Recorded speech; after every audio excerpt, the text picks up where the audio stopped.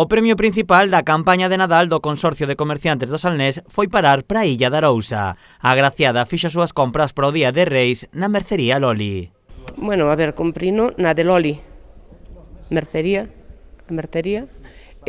fun buscar un detalliño para Reyes, para as miñas fillas. A premiada recibiu 1.100 euros en vales compra, dos cales deberá gastar 100 euros en cada un dos concellos asociados ao consorcio e os 300 restantes poderá gastalos con total liberdade. Parte dese premio irá destinado para a súa familia. A ver, invertirei o máximo que poida, claro, pero non sei para quen, non sei. Para as miñas fillas segura, mas para as miñas netas, os meus netos.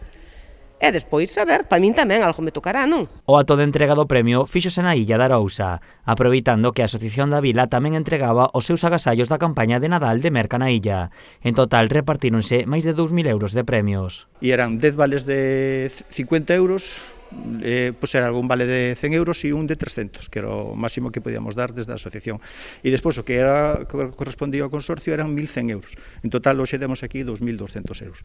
Os comerciantes salientan a boa acollida que teñen estes sorteos, pero recoñecen que a campaña de Nadal do consorcio foi máis baixa do agardado. Eu penso que foi un poquinho floxa, por o que temos de comentario en todos os asociados, esperábase bastante máis da campaña, non?